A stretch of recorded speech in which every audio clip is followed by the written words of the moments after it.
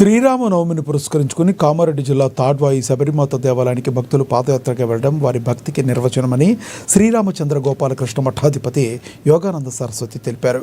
శుక్రవారం ఆయన మఠం వద్ద పాదయాత్రను ప్రారంభించారు.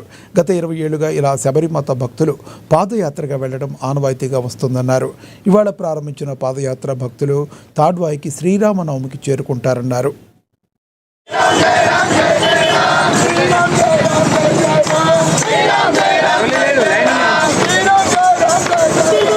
20 సంవత్సరాల నుంచి మన ఆదిలాబాద్ చుట్టుపక్కల గ్రామంలో ఉన్న శబరిమాత భక్తులందరూ కూడా కామారెడ్డి దగ్గర ఉన్న తాడ్వాయికి నడుచుకుంటూ వెళ్తారు.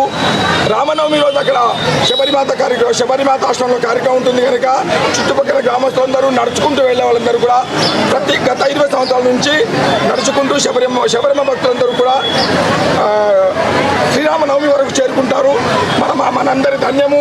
ఇదే విధంగా యువత మిగతా వాళ్ళందరూ కూడా ఆదర్శవంతంగా తీసుకొని పాదయాత్ర చేయవలసిందిగా మన గురు శ్రీ శబరిమాత ఆశీస్సులతోటి 20 సంవత్సరాల నుంచి ఈ పాదయాత్ర సునియేసం మొట్టమొదటి గోపాలకృష్ణ మఠం నుంచి మొట్టమొదటి ఇక్కడ పూజ చేసి వారి ఆధ్వర్యంలోనూ ఇక్కడ ఉన్నటువంటి చుట్టుమట్టి పల్లెలు 40 ఆస్థానాలు ఉంటాయి.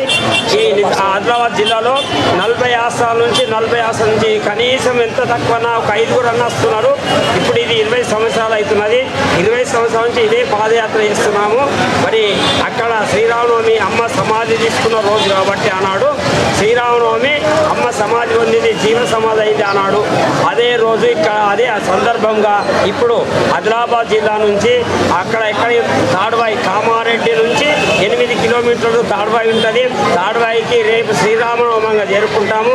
శ్రీరామనవమి నాడు ఇక్కడ ఉన్నటువంటి వాళ్ళందరూ పాదయాత్ర ఎవరైతే చేస్తారో వాళ్ళందరూ అమ్మకు ఒక ప్రార్థులై మరి అమ్మ యొక్క అభిషేకం చేస్తూ వారి యొక్క ధన్యం జీవితం చేసుకుంటారని చెప్పి మరి ఇప్పటికీ స్వామి గారు చెప్పినట్టు మరి యువకులు ముందటికి వస్తలేరు. మేము పాతోళ్ళమే ఉన్నాం. మాకు శబరం ఏం చెప్తుండే మీ తరాల నడిపియాలి అని చెప్తుండే.